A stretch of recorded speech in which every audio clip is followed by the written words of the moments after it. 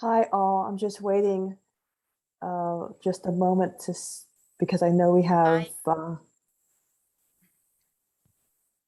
think a couple of board members who aren't here yet. So I see Maria, Lenore, Etta, and Tim.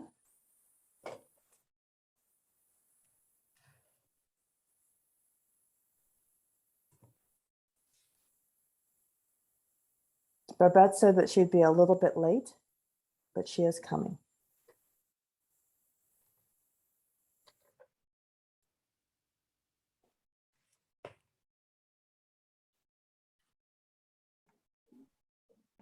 So let me give it until 2 after, and then we'll get started.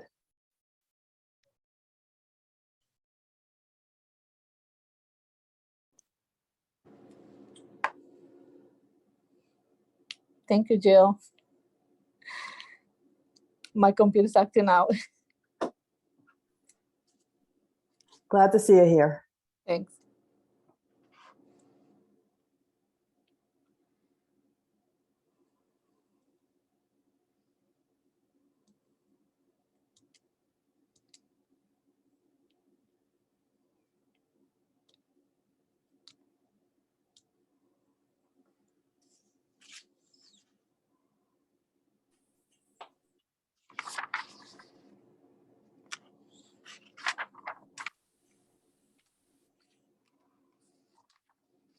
So I don't see Sam yet.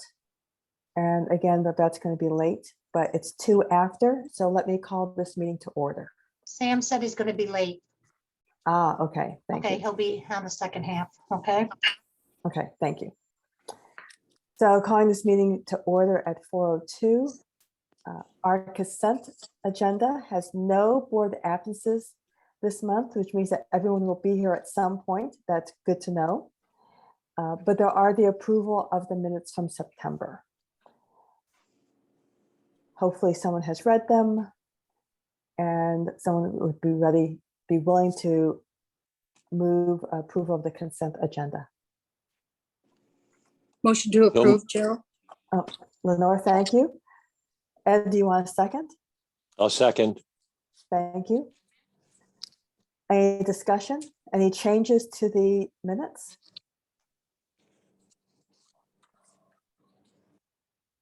Hearing none. All in favor say aye. Aye. Hi. Aye. Any opposed? Any abstentions? Motion passes. So we have a number of pre-reads this month. And again, we're trying to move to discussion and not just people giving reports that they've already given in writing. So wondering if there's any questions or comments about the executive director's report from Christian.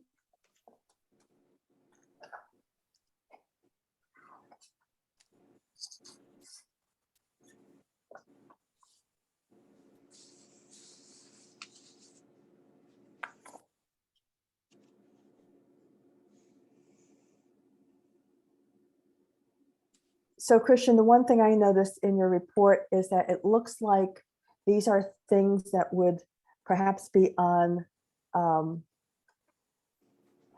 goals for moving towards goals for 2022, might be on a work plan for 2022, and perhaps starting to think about the long range or strategic plan. Sure. Yeah, there are definitely some things that are in place. Certainly some of the procedure changes that we've made and some of the emphasis on trying to work on addressing some of the issues in our corporate culture or organizational culture. Those are very much long-term plans. We're doing some redesign with some staffing, particularly with the community-facing staffing, which is a project that we're going to be doing. The Polaris stuff will be very much over the long term to see how we can maximize that. The pop-up library is getting some good progress, and I think that'll be a great space for us to start stretching our wings a little bit. I had a great meeting today with Salt City Market. They're very interested in working with us on this. I had a great meeting with Red House. They're very interested in working with us on this and on a few projects. So I think that could be a really great way of us kind of surprising people and where we are and pulling people in. The Wi-Fi outside the branches is part of a long-term plan. So yeah, I think that's fair to say. Particularly also there's a segment in here about staff development. We're going to be creating a space for staffing, professional engagement.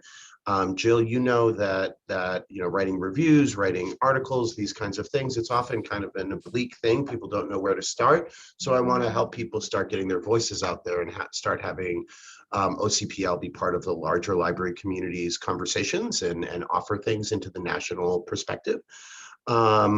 So yeah, I think that we are starting to make longer term plans, which is exactly where I would like to be after the crisis du jour that we were seeing for the last year and a half. So let me ask a question about the pop-up library. OCPL had a pop-up library at 10th Library with your photos of these book displays that kind of fold up and on rollers. I remember those from what OCPL had before. So does that pop-up library still exist? Yeah, well, we have that one unit, and if we have a bunch of tents, so that's easy enough. And I mean, we don't have to, eventually it would be wonderful to have everything that would fold down into 3 cases. We could load it on a van, put it up anywhere, have it transport via box truck. But I don't think we need to get, I don't think it needs to be perfect for it to be good enough for us to get it out there. So even those bookcases that we have now, or that one bookcase that we have now, that would be something that we'd be able to jump right out on. I know that Renee and Jackie here at Central are very interested in working with Salt City. So that would be something where they would be able to just go right into it. So, initial startup, I think we could probably start with what we've got. But if we start dropping, if we start looking where we're dropping into commercial spaces, if we're doing temporary occupancies, that kind of stuff, we'll probably need a little bit more. But I think that can come as it develops. I don't want to try and front load what that would look like. I think that remaining flexible in that is going to be a big part of its success. Can I ask a question? Sure, go ahead. For the pop-up library, how do you advertise it? Do you put on social media and say there's a pop-up library coming? Yeah, Maria. Well, and also a big part of it is putting it someplace where people will discover it, right? So putting it in Salt City Market, hopefully we're actually having people see this that maybe aren't engaging with the library. Because that's one of the big things is everybody says, bring new people into the library. Look, if I've got them in the library, I will keep them coming back. It's getting them through the door for the first time. So the idea is to kind of surprise and delight. This is a term that we use a lot, to kind of surprise and delight our patrons. One of the areas that we're talking about is over by Blue Tusk, in that area where there's like the Starbucks and all that kind of stuff. They do a lot of things around the holiday seasons. They do a lot of things around restaurant mile stuff and this kind of thing. I've been working with America Trainer, with the Downtown Corporation, and they're very interested in maybe finding a commercial space where we could drop in on a, free, no cost, low cost rental, $1 for 3 months kind of a deal, and then drop in. That space would then be occupied. It would be lively. It's one less empty storefront.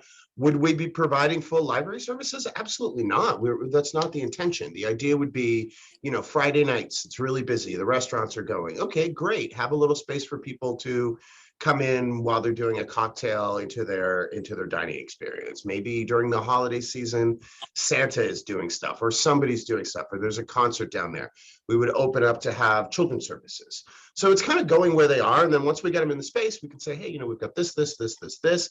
Our Polaris is actually portable. One of the issues that's been around for a while and why these things have been clunky is that the ILS Polaris doesn't necessarily behave well off-site, right? It can be very hard to have it reconcile everything if it's off-site. But new updates on Polaris have made that much more flexible. So we could actually set up a laptop with a barcode scanner and issue library cards from there as well. And then you've really got people in the club. Thanks. I was just thinking because I deal with older adults who live in areas where the library isn't accessible. So just getting ideas from you because I think it'd be great. I love it. I love the pop-up stuff. Well, and Maria, what you're talking about is exactly the kind of thing that we would use that for. You know what I mean? Senior centers, if there's a community, if there's a library desert, we want to try and use it as a tool to address that. And then eventually, when we get our bookmobile, and that is very much a when, not an if, when we get our bookmobile, we could have a circuit where it could be doing some of the senior centers. It could be doing some of the cooperative housing, just as part of the route, Yeah, because we're also working with refugees, interfaith works, just thinking these people are coming to the community, Well, this is Yes. what you have. You have a library. and they Yes, can- all of this. Yep. All of this. And I'd like to have more of a conversation with you about that at some point, maybe one-on-one. When I Yep. worked at Queens, people would show up at the library in Flushing, which is kind of the Queens Chinatown, and they would have a map that was drawn for them back in China that had directions about how to get to the library as soon as they got there. And it was one of the first stops that people made. So I want that to be very much intentional. I want that to be a thing that we are, we're seen as one of your first stops when you arrive in Syracuse as you get here. Right, right. Yeah, definitely. Thank you. Thank you. Many years ago, many years ago, one of the librarians at Liverpool used to take a monitor and the computer equipment and go to Panera on a Saturday morning to sign up people for library cards because there'd be a line. And so he would just, go and sit at a table and, here, you want a library card, you want a library card. So, Yeah, very this much is, the same concept. And I Yes. would love to throw a little programming in there as well. I'd love to throw a little razzle dazzle to bring them in there as well.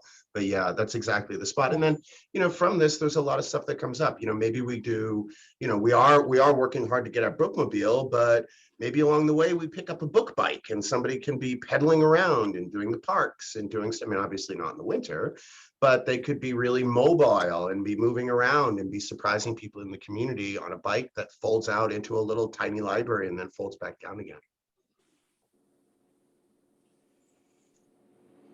the other thing, Christian, in your report was about Polaris. And at some point, I think it would be helpful for us to know as a board a bit more about Polaris and about the cost. I know from the MOU that it's not one of the mandated services.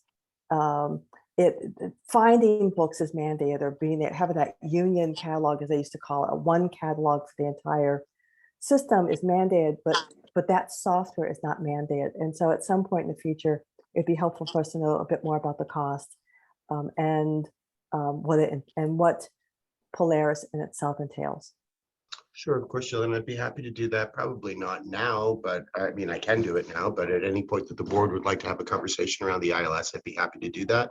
One thing to bear in mind too, when we're talking about an ILS, is I've been at 3 different ILS changeovers in my By career. the way, what is an ILS? Sorry, Integrated Library System, which is the computer software that runs our check-ins, checkouts, reserves, your book coming from Baldwinsville and winding up in Lafayette, that's the ILS. It's hyper specialized software. They are really specialized shops. I think there's about 3 of them really now that are working, 3 or 4 of them now that are working. And I would just throw out, and this is a conversation that I would want to have as we discuss Polaris, that the changeover to a new integrated library system throws the organization off for a solid year. It really doesn't matter whether it's a good change, bad change, intermediate change. The actual change itself throws people for a loop. Now, one of the nice things, and I tried to convey this in this report, is that Polaris is a pretty big player. They were bought up by one of the other bigger players, but they're still very much at the heart of what this industry is. They were founded and still have their corporate headquarters in Liverpool. So they are a local company. We are seen as their local library. As such, we have the opportunity for a lot of touch, a lot of contact and a lot of kind of front and hands-on assistance, which is what we're trying to pull out, in these conversations. That's my goal from coming out through these conversations. But I can make a space for that anytime you folks want. It's kind of fascinating and also incredibly boring simultaneously. If you just want to pick a month for that, that would be fine. Ed, do you have your hand up? Yes, I was around for the great history of going to Polaris, and I'm sure there are people in the system that are too. And as Christian describes, it can be a painful, long process. But one of the reasons we ended up with Polaris is what Christian described, because at the time they were a local company, and it was very important to them and to us that as they were going out seeking other libraries, that they be able to say, or let's say their competitors not be able to say they couldn't even get their own library system. So I think if we need more from Polaris, they're likely to be forthcoming for that reason. Yeah, Ed, absolutely. And that's also part of the conversation. So it was very interesting. Jill and I talked about this a little bit. This sales rep really, really, really wanted to meet with me personally, not Dane, who I was like, just meet with Dane. Dane knows everything. But this person really wanted to meet with me personally. In the conversation, I used to be a sales rep. I was a sales rep for college textbooks. I sold a couple $1 million worth of college textbooks in the Florida Panhandle in Southwest Georgia. Who your rep is really gauges who you are in the eyes of the company. Our rep covers us, Brooklyn Public, and new large acquisitions. She's probably one of the biggest sharks they have, and she's working with us. And so exactly the kind of stuff you're talking about, Ed, this is a person who can go in, advocate for us, and is aware of what they as an organization can get back from us. I definitely see this as a conversation of reciprocity, and that's the way I'm approaching it, is that we have a lot to offer them as well. Good. Any other questions for Christian? Thanks, So folks.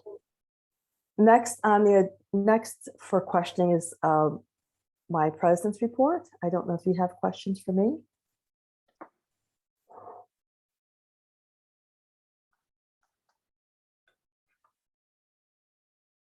So not in my president's report is the fact that I'm attending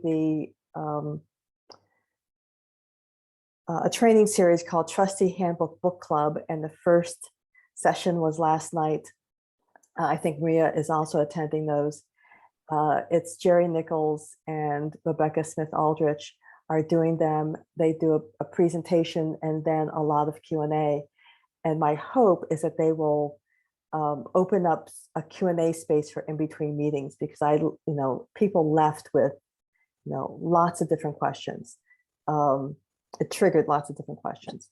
So 3 things I just wanted to mention from last night. One is in the current minimum standards for public libraries, there is a requirement to have a long range plan. And I know Christian has been thinking about strategic planning. We as a board have thought about it in the past, but this is a requirement. And so something that we staff, the community, will have to work on. And so I just wanted to bring that one up. The second is something that we've started in the past, and then something gets in the way and we stop, and that's reviewing our board policies. The state wants policies to be reviewed regularly, every 2 to 3 years. That helps to keep them fresh. That helps to ensure that if you have new policies that you need to develop, that you're not delaying doing that work. And this is something, again, Christian and I have talked about in terms of getting on a schedule of reviewing board policies. So we might, I'm not sure how we'll go about this. There is a process that has to go through with us, with county law, with staff, but it's likely that we should start reviewing older policies first, just to get them done. And my hope is that Christian can work with us on a policy diet, so that we're not trying to do them all at once, but that we're doing perhaps 1 or 2 a month, whatever the process will actually bear. So I wanted to bring that one up. And then the third thing is, and I've talked about this to a couple people, it's we need to review our bylaws. Our bylaws have not been updated in several years. I think 2014, 2015. And so we're really due for an update. And again, this is something that the state wants us to do regularly. I think that there are things that really do need to be changed in our bylaws. And so I hope that this is work that we can do next year in terms of a systematic review of our bylaws, perhaps looking at other library bylaws to see what they have in them, thinking about who we are, what our processes are, what our what's normal for us, and then ensuring that the bylaws reflect all of that. So those are three things I took away from last night. Lenore has her hand up, and I wonder if Maria has anything she wants to note from last night. Lenore? I just wondered, Jill, if you were, I know reviewing all those documents is a daunting task. What I usually do is create a task force so that it's, people like Ed who know your business inside and out and yourself. I'm maybe not as versed as the rest of you, but small task force sometimes work really well too. So you're right. That's something we can think about doing. Part of that review of the policies, I'm assuming that's what you're talking about, is staff knowing how they should, what needs to be changed. It's, really us working with staff on that, and then working through the process, which includes not only us, but county law. And I'm not sure who else. I know that Gail probably has memorized the steps that we have to go through. But you're right, having perhaps a policy committee is something that we want to add to our bylaws. So, that's something for us to think about. Maria, is there anything you want to say about last night? I just thought it was a great time to reinforce that, as a trustee, the mission that we have in making sure that we're equity, diversity, and inclusion. I thought it was really important to hear again, and that we act not because of our own personal wants, but of what the community and the library stands for, and the fiscal responsibilities that we all have to the library. And just we govern based on the reflection of what our community is composed of. So that I thought that was really good to hear, and reminder of what my responsibility is as a trustee. But I really enjoyed it. Yeah. Yes, it was. Trainings aren't always enjoyable, but that one was definitely lively. It was good to go through. The time went fast. Yep. Hi, Jill. Yes, This is Babette. Babette. Real quick, I apologize for being late. My dad had a doctor's appointment. Usually the review of bylaws and procedures and policies come under a governance subcommittee of the board. So we have a governance subcommittee that has been inactive. And so we could reconstitute that subcommittee with people who are truly interested in doing this work, or we could do an ad hoc committee. So that's something that we'll have to think about when we get to the bylaws. The policies, I'm not sure when you popped in, but that could be that we form a policy committee, which is also something in terms of committees.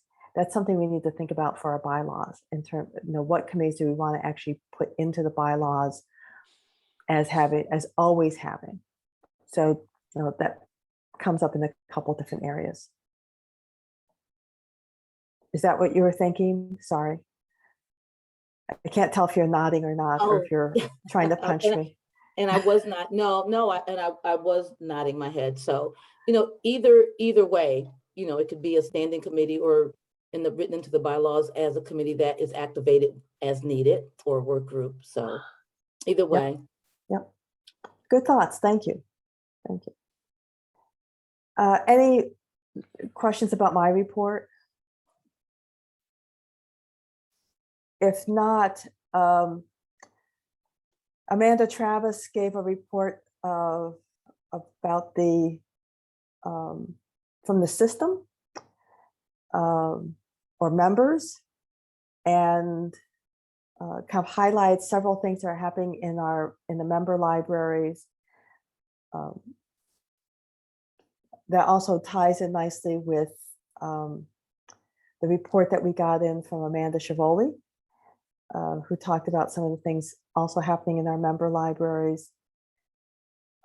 So I don't know if there's any questions, any comments from those reports.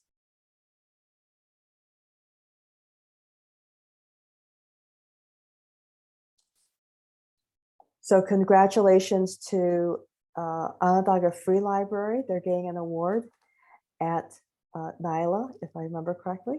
And, or is that from CLRC, from one of the two?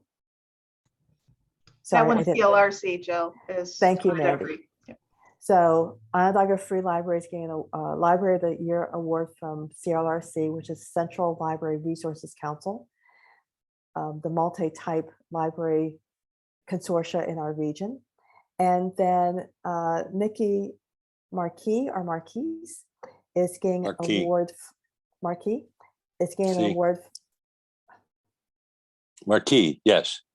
Okay, is getting an award from the New York Library Association, and she'll get that award at the conference. So congratulations to Nikki for that one. So that stood out to me from Amanda's, from Mandy's report. And then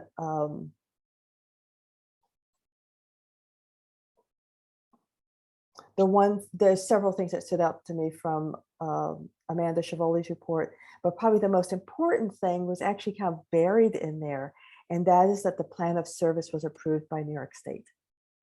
So, you know, that's something that at some point we voted on, and it's important to the system, and so glad to see that that was approved. So anything else? Any other questions, comments, concerns?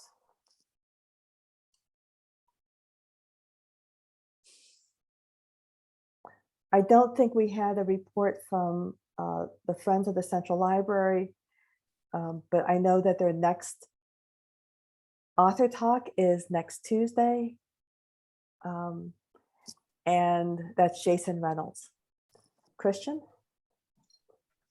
Hey, folks, I just wanted to also let everybody know we're going to be doing a special program with Jason Reynolds where about 15 kids are going to be walked down, their middle schoolers going to be walked down from Martin Luther King Middle School, and they're going to have an opportunity to meet with Mr. Reynolds for about a half an hour or so.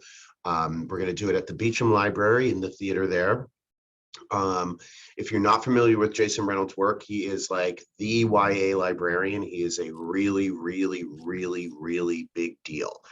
And the fact that we got a one-on-one or a 1-on-15 for middle school kids in our library happening at our library is a very, very big win for us. It's a really nice feather in our cap, and it's a great resource for our kids in our community to have that kind of access. I'm really proud of the work that happened with that. I want to say thank you to Kim, and thank you to Aussie and everybody who's made this possible for us. And by the way, I think Kim did send us information about the next two speakers and the fact that there are student price tickets. And so that would be one of the handouts that was sent to the board. Feel free to disseminate that information to students, student groups, schools, whatever, so that they know that there are student price tickets for the next two sessions. Angela, who's the president of Focal, has her hand up, and then Ed. So Angela. Okay, I would have dressed different if I knew I was going to actually show here today, but I wasn't planning. I just to follow up with what Christian said, this is really, Jason's really going to be an exciting event because we are looking to have maybe as many as 200 students attending. We've had several schools: Beeville, West Hill, West Jenny, Antec, Hillside, you know, various schools that are interested in sending their students. And we've also had a significant donation that will allow students who could not otherwise afford to attend. So I'm hoping that I'm going to try to tailor my opening remarks to make sure that people understand that This is the type of thing that Focal is capable of doing. And oh, by the way, we need your help and your resources to allow us to do even more of this to support our students in our library. Angela, thank you. That sounds exciting. So thank you for that. Ed? Thank you. Two or three things. One is we had a tradition with authors of doing something like this, and I'm glad that Focal is bringing it back. I think it's phenomenal. Kids, they come to this realization, oh, authors are living people. It's funny because the younger people, younger kids don't have that realization. So I'm glad that's coming back, one. Two, Jason Reynolds was just appointed for the third year as the Library of Congress national representative for children's or young people's literature. So that's a phenomenal thing. I don't think that's been done. I know we had Walter Dean Myers a number of years ago, but he hadn't been appointed 3 times. And third is, I would point out to you that Renee Battelle, our own Renee, Central Library Manager, did a wonderful write-up in the Focal program for Jason Reynolds.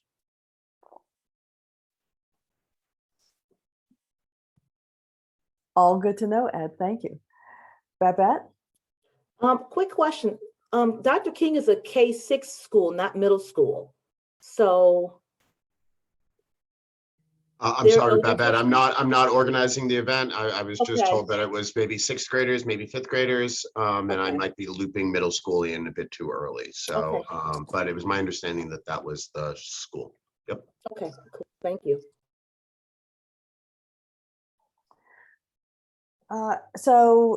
There are other pre-reads, branch highlights, financial report.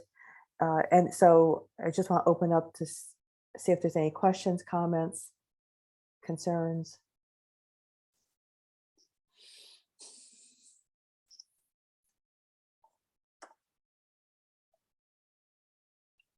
So hearing none, the next thing on the agenda is to talk about fine free.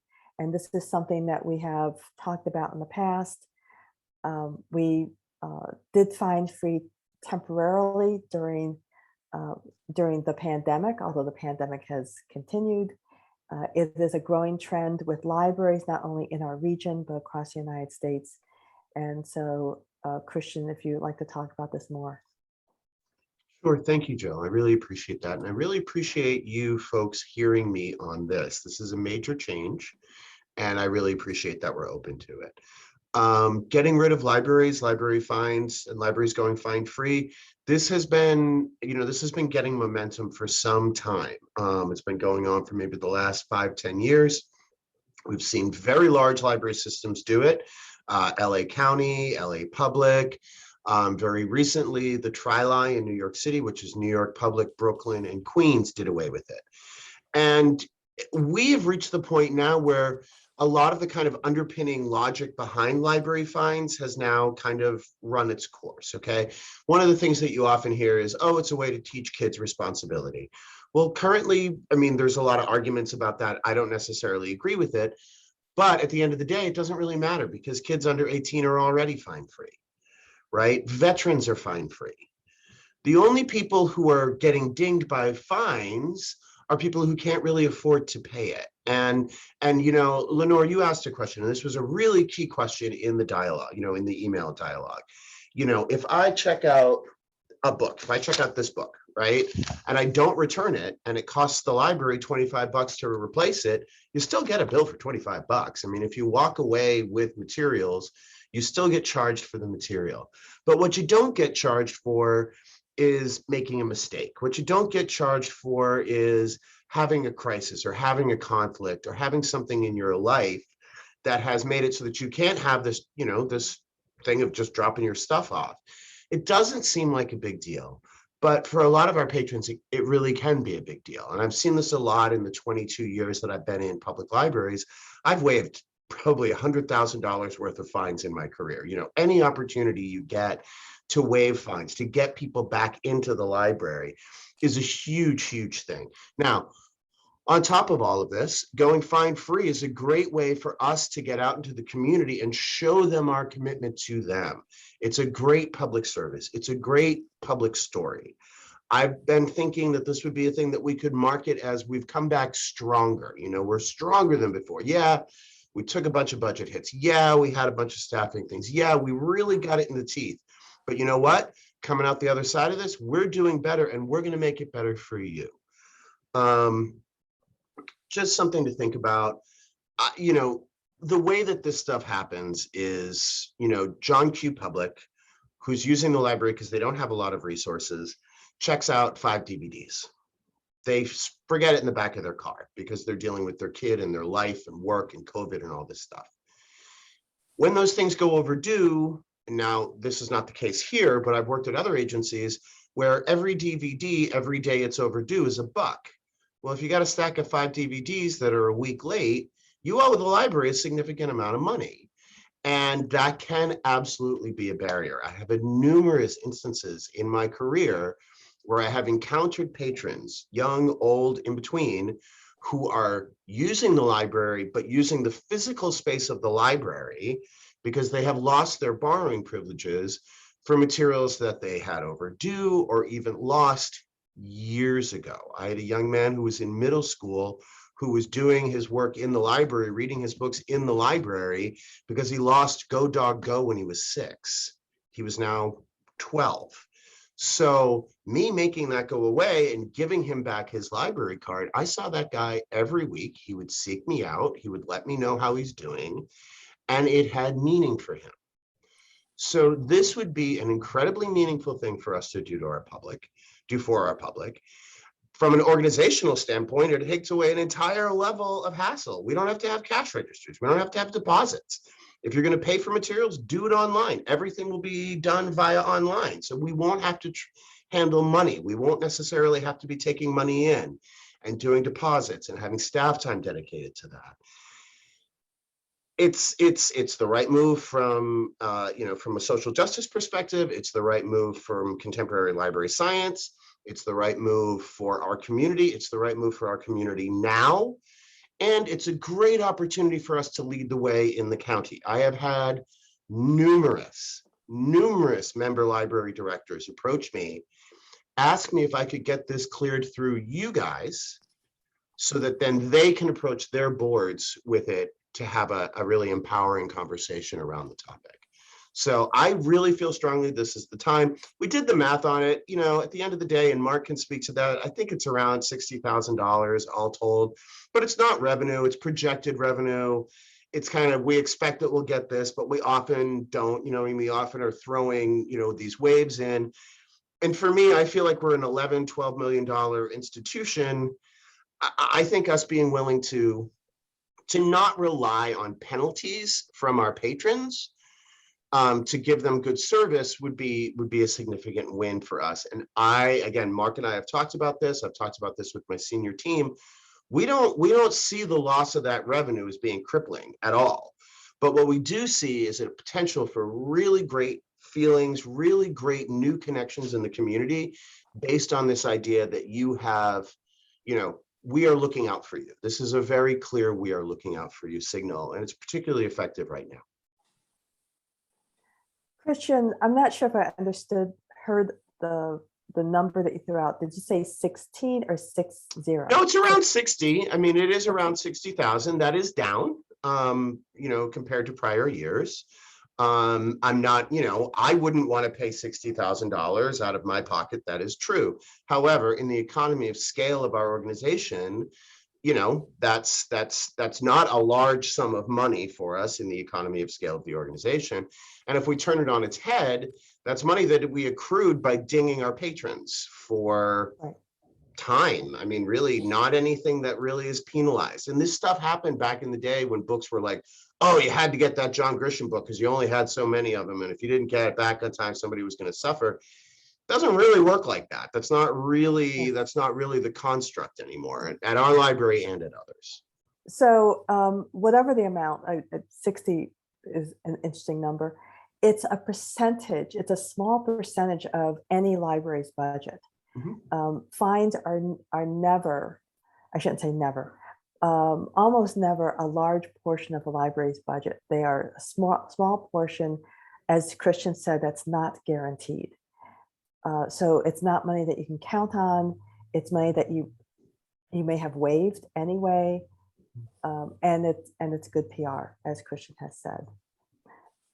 I know that Tim, sent email with a long list of libraries that have already done this. So as Christian and I both said, this is a growing trend across the country in terms of fine-free, and there are libraries already in our system that have gone fine-free. Yes. I saw Ed's hand first, and then Christina. Thank you. My question is whether we have had any conversation with the county executive's office about this. I'm not suggesting it's their decision, but if we were to have our appropriation reduced by a like amount, it would be difficult for us. So I'm just, and it may need a little bit of nurturing, but my question is whether we had that conversation. I have had that conversation. I actually had that conversation with Brian. And the conversation that I had around it was that this is potentially great PR for Ryan, saying that we've come out of this crisis strong, so strong, in fact, that we're stronger than we were when we went in. And that I think had a lot of appeal. And I think they were interested in working on that message. They didn't seem that nobody really kind of blinked an eye at the cost. I mean, one of the things that a lot of people are talking about now is, if your public services rely on fines and fees, then that's not really a stable way of funding them. So I think people are increasingly trying to get away from that in as many ways in as many industries as we can. Well, there may be a way in which we could make it really palatable by having a little bit of money given to us. Maybe FOCA would be interested, and then be able to help us announce that this contribution has enabled us to go fine-free. Sure. I mean, I also would make I'm the not saying argument, I would make the argument that the budget that we've had would allow us to do that as well. And you're not wrong. But I mean, I feel that it being a straight up win for Ryan would be great. If they see it that way, yeah, that would be great. That's the vibe I'm getting. That doesn't mean that that'll be what it is next week, but as it currently stands, that's where I am. I've had no pushback on it whatsoever. People feel that it's a good idea. So I just want to note that in chat, Babette said that this is, really ties into the diversity, equity, and inclusion work that all libraries are doing. And so in that point, it connects us with many things happening in the community and would be a huge win. Christina? I just wanted to ask, so that number seems a bit high to me based on past research I've done about it. Does that number, and maybe you can just let me know after, you don't have to let me know now, but does that number include the replacements? Because obviously if someone lost something, that's still going to be a replacement that would take place. So I'm just curious if those two are buried in that one number. I'm going to defer to Mark. Mark's actually done a lot of work on this number and he's in the meeting. So I'm going to defer to him if that's okay. It's absolutely, I thought you would need, yes, absolutely. Christina, I think Christian's looking at the sheet I gave him from the top down, but the action, we've had a precipitous drop in fines and fees that we collect. You look at 2016 and 17, we brought in 60 to 64,000 a year. In 2018 and 19, we dropped to from 44 to 48,000 a year. 2020, we dropped down to 6,000 because we weren't open, and then we budgeted 38,000 in 2020. We budgeted for 19.5 this year. We're at about 9 or 10 so far. And does that include the replacement costs as well late fees? That's just fees. Okay, perfect. All right, thank you. But the 60,000 was back in 2016, 2017. So we've been falling, and then of course we had the pandemic and all the other things that have hit. Mark, I think she was asking, like, if it was $25 to replace the book, was that number included if somebody paid restitution for the replacement of the book? Not in that, not in the figures we're giving you. Where would that show up? That would, fines and fees, there's a lost books that, it's tracked separately. Do we know what that number is? I'll take a look at PeopleSoft while we're talking. I'll throw it in the chat. Okay. Yeah, I mean, and I don't want to get away from the dollars and cents, but I do want to touch base on what Babette's saying. I mean, if we're looking to do social justice, if we're looking to do equity work or EDI work, this is literally the most powerful thing that we can do right out of the gate in order to drive that.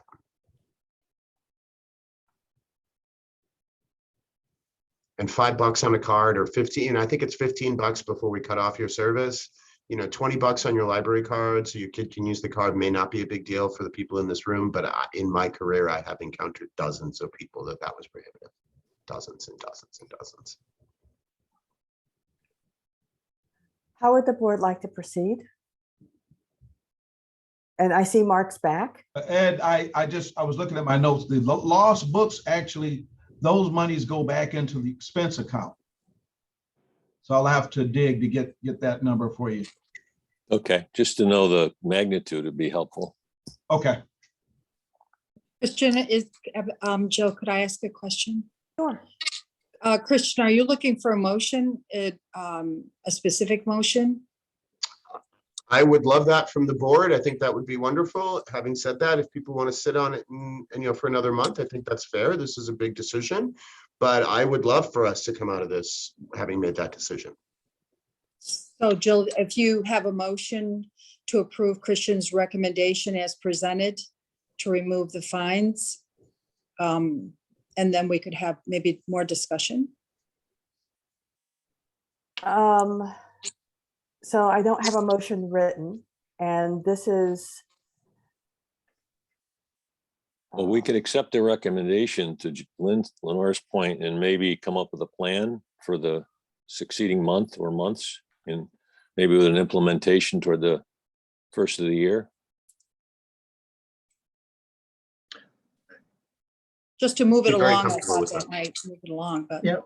Yeah, thank you, Lenore. I'd be very down for that. I'd be very down to show some more, you know, for a plan for a rollout. I think that's very appropriate, particularly there's going to be a large communication and marketing aspect of it. But I would very much appreciate it. And I really appreciate you asking for it now. If we could put a pin in it and start building on that. Yeah, because you're going to want to, and why put all the effort into building it and the promotion of it if it's not, if the motion isn't passing, Right. to me.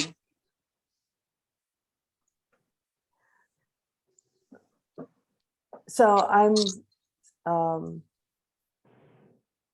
so does this mean that we work on a motion and everything towards next month, November? Or is there a motion for today?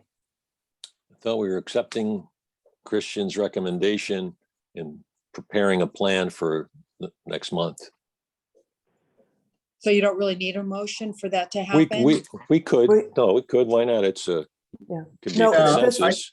this is board policy. And so we've done motions and we've changed the policy in the past to eliminate fines for children. A couple of years ago or so, we eliminated fines for veterans, military veterans, and we actually did that, I believe, on Veterans Day. And so this would be eliminating fines for a different group of people, or however it gets worded. If someone has wording now, we can do this now, or we can wait and ensure that the promotion and everything are ready to go once we pass the motion. And Christian's giving a suggestion, resolved that the OCPL board will accept the recommendation of IPOS and will work with staff to develop a plan to eliminate fines for all patrons starting the first of the year 2022. I was just gonna make the motion, but there you go. I was just gonna make it. Yeah. So move. Awesome. Thank you all so much. This is so exciting for us. Babette, you're the second. She's the for the second. motion. Okay, I'm the second. So, this needs to be amended. So, Tim, go ahead. Yeah, Jill, thanks, Jill. Yeah, I'd like to see it reduce. I think because it involves financial policy as well as the very important community aspect that we reduce it to a motion to be voted on at the next meeting. I'd like to see some of Mark's figures provided to the board. I think that's important to show that it's not along with what Ed said, it's not a significant fiscal impact. And I also think that it's something that we could promote through the media with an announcement that we're following a regional and national trend. I just want to add, I went to the DeWitt meeting this summer where they adopted it. And Christian, I'd like to see, they had some exceptions. I think there are some items that DeWitt felt that they wanted to make an exception for, and I don't specifically recall, but they were probably things of significant value that would not be financially responsible to allow someone to have for an extended period of time without some incentive to return them. So I just to sum up, Jill, I'd like to see it reduced to a resolution. That doesn't mean I'm not supportive, but that we vote on it with a little more precision at the next meeting. Thank you. The other thing that, as I look at this, is that we need to ensure that this motion is for OCPL City. It's not for the system. And as Tim has pointed out, we want to make sure that we haven't, that there aren't any unanticipated consequences.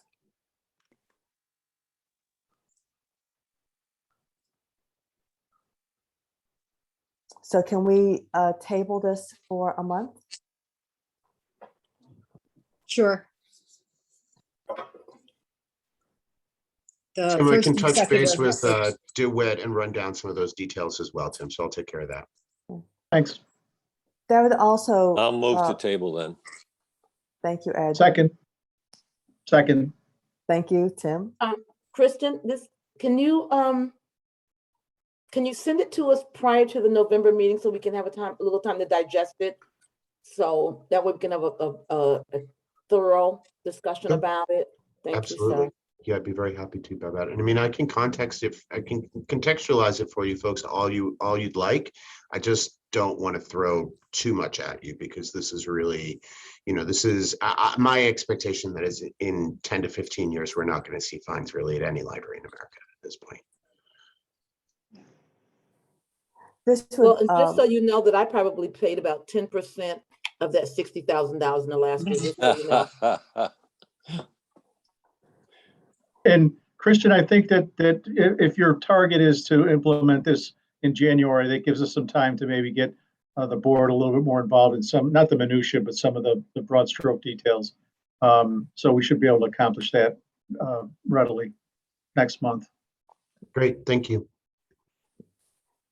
This will also, Christian, give you time to ensure that the county executive is not surprised, which would be a good thing. We didn't vote on the motion, Jill. Ed, this is why you're here. Sergeant at Arms or parliamentarian, whichever. Yes. So we're voting to table. Yes. All in favor, say aye. Aye. Aye. Aye. Anyone opposed? Any abstentions? Thank you. The motion is tabled until the November meeting. I really appreciate the progress on this, folks. This is a very big deal for us. It's a big deal for a lot of our patrons who are very largely invisible. So I really appreciate the seriousness around this conversation and you being open to it. Next on the agenda are some resolutions, which I evidently didn't print.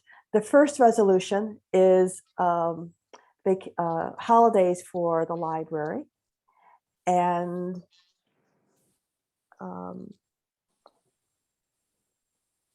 sorry, I'm seeing if I can pull it up. I think Gail sent us several versions, didn't she? Yeah, well, yes, there's a couple different versions. Sorry, I don't have it. Oh, there it is. I have it Okay, if you so- need me to. Do I need for you to read it? So resolution 2134 has to do with the legal holiday calendar. Part of this is the holidays as the county takes them. And then there are library closing days that are part of this resolution, including Staff Development Day, which is May 6th. The library closing days, if you were to put it all together, you can see that some of them make those holidays longer weekends for staff, which can be important. And so, yes, this is something that we do vote on every year. It seems like an odd thing to vote on, but we do. Would someone like to move this resolution? I'll move it. I believe that was Tim. Thank you. Second? I I'll second. second. Christina, thank you. Any discussion?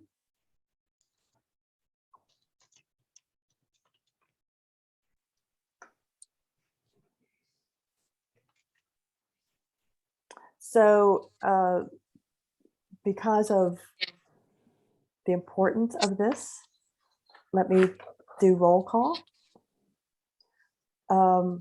Lenore, Yes. Etta, Yes. Tim?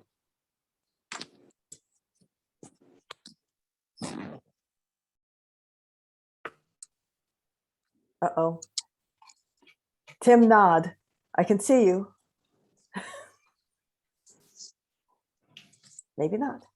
Babette, Yes. Ed, Yes. Christina, Yes. is Sam here? No. Back to Tim. Yes or no on the motion? I don't think he can hear me. Tim doesn't like holidays. I'm sorry, was that, I had to reboot my computer. What did I miss? Sorry, we're voting on the resolution. Oh, I'm all in favor of the holidays. I'm not a Grinch yet. I also vote yes, so that's unanimous. Thank you. Resolution 2135 is the memorandum of understanding between the OCPL members and the system.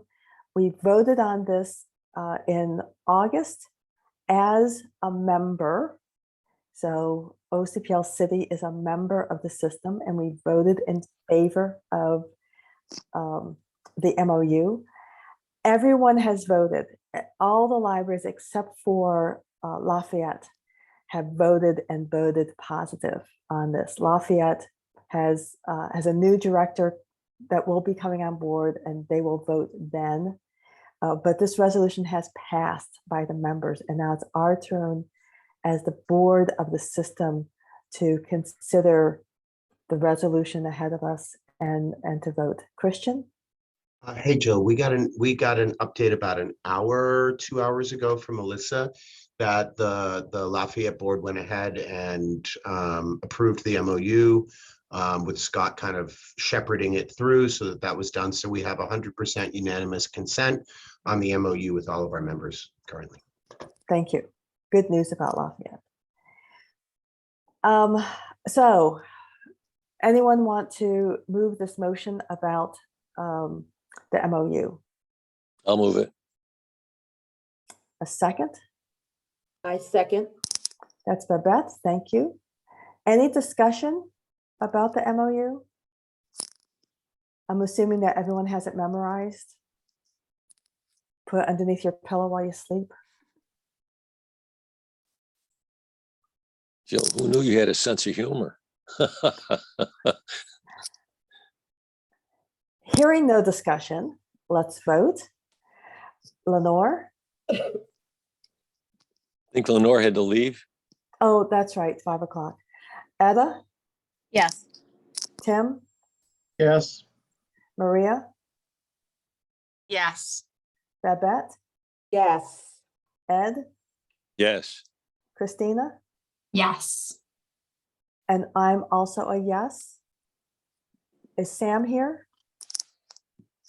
No. Okay, so that passed. So everyone who's on this call, at some point tonight, do a dance. This is an important thing for the system to have a new MOU. And I thank everyone who worked on it, whether you're here or not. This was a lot of work. It was good work. It was good discussion. There were wonderful arguments. And we came out the other side with a resolution, with a memorandum of understanding I think we all can be proud of. So thank you. Is there anything else that we need to discuss? Jill, I have a question about Ossie Golden, the Ossie Golden Award, which we discussed in June. Yes, and so And that. yeah, I have an update on that. The admin team met on it, and what we'd like to do is take the fall and the winter to work with staff on this, maybe see if we can't develop some other incentives or awards, an on-the-spot award, that kind of thing. And we'd like to have some deep conversations about it. So we're very aware of it. Becky's been doing some work on it. Admin's been doing some work on it. But rather than trying to rush something through before the first of the year, we thought we'd push it down so we could be a little more intentional and then possibly fill it out with some other things to show our appreciation for staff. So we're well aware of it, but we wanted to kind of have it on a more organic timeline, which just gives us a little bit of time to do a good job of it. We want to start it off right. Did you review the prior guidelines? Yep. Yep, we have a lot of those. We have a lot of that stuff. As I said, Becky's been pulling a lot of that together. And we have had conversations around it. Well, when we passed it, we suggested you come back in October to accept the guidelines and in November make the award. And thereafter, in prior years, it was always awarded during library month. So I can be okay with not doing it now, but I hope we will be ready to do it in library month and every year thereafter. Sure, I mean, National I'm Library happy Week. to, yeah, I'm happy. Say it again, Week. library week, whatever. Library life for some of us. I'm happy to, I can share those with you. We can go over those. I don't think we were looking at any significant changes on those guidelines, but I'm very happy to, get them in an electronic form. And we can share that out for folks to review. And I think it's Yeah, if we could interesting hear a that- periodic, I mean, at least one interim report before we implement, that would be helpful, or bring it to us ready to act on, that would be helpful. I think having more than just one award, depending on what it is, would be helpful for staff morale. And, people I'm do not good opposed work. to that, Jill, Oh, no, but people I do would good. say it would be good if you have, there's nothing that John Le Carre once wrote, the worst crime is to do nothing because we fear to do a little. So I would say, let's do something and we can always add to it.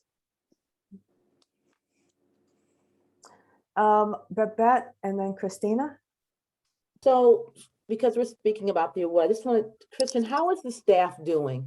I've been working with a lot of groups, and I'm just hearing stories from the EDs and organizations that I'm working with around the country that their staffs, some of their staffs are really struggling. It's COVID, coming back and forth to work. I've encouraged a couple of my clients to actually have a licensed clinical social worker or a psychiatrist, somebody come in and kind of do some work with them and just kind of giving them some space to kind of talk what they've been through in the last 19 months, or is it 1900 years? I don't remember which now at this point.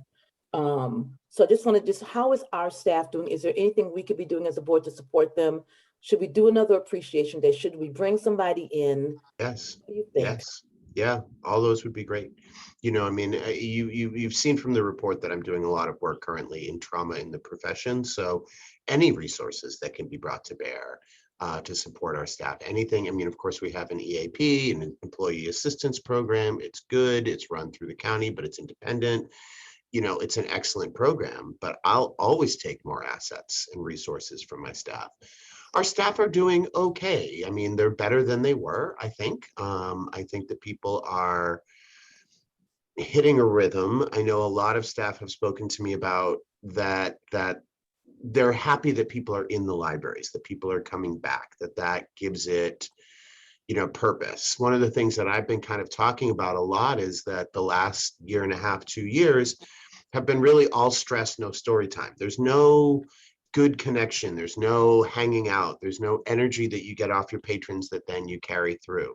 So as we're starting to get people in, as the library are starting to get more engaged, we're actually seeing, from what I can see, a uptick in morale. Of course, also having a lot of the positions filled, you know, you can see in your updates on your branch updates that Dawn has been doing a lot of work to get people hired in, and we're getting a lot of our personnel spots filled. Staff having somebody to back them up is a huge factor in their mental health and in their capacity and in their capabilities. The ability to take a day off and not have to worry about that closing down the library is hugely influential. So, I mean, Babette, you're hitting the nail on the head, and I appreciate that. One of the things that I'm looking at, and again, I mentioned it in my board report, was some collective healing, some radical empathy, things that are a little bit more applicable in real world EDI solutions, in real world mental health solutions and trauma. But I would welcome a conversation that you have with me around these issues. I would welcome any ideas that you have for resources that we could bear to bring to support our staff. Our staff has been doing incredible work. It's part of the reason why I want to have this professional engagement stuff. Central New York and Syracuse is very quiet and modest, but my staff has done absolutely remarkable work under incredibly difficult circumstances. And the fact that we kept the buildings open with a third of the staff, the fact that we are blowing MERV 13s, we have some of the best public air in the city. And the very real fact, I mean, you know, I love Yonkers Public Library. I worked at Yonkers Public Library for many years. Yonkers Public Library is currently making a lot of hay that they were the first library pickup location in the country. I know for a fact they started 2 weeks after us using our protocols. So I would like for people to be able to feel the win. I would like for people to be able to feel the pride that I feel in them in the work, because I see the context of our work against the larger issue of librarians and librarianship in the country. So Babette, anytime you want to hang out and start trying to figure out some resources that I can get for staff, I would love that. I would love to hear what kind of things we can do that way, because I think it's important. I hope that staff are doing better. I think from the branch visits that I've done, from the time that I've spent in the branches, there is a lighter, people are still concerned, of course. I think people are very concerned, but I think people have started to hit a rhythm, and I think that people are starting to feel the service, and that's a really significant part of our work. So Christian, I always think of an X when I think of OCPL and the OCPL staff. And so we're the top part of the X. You're the little point in the middle, and then, you know, staff below. Please be willing to come to us with ideas, proposals, things that we can help you do to support staff. Fantastic. Thank you. You know, that puts you right in the middle, so you can look Great. down below and say, you know, this is what staff needs, and then come to us with ideas. Christina?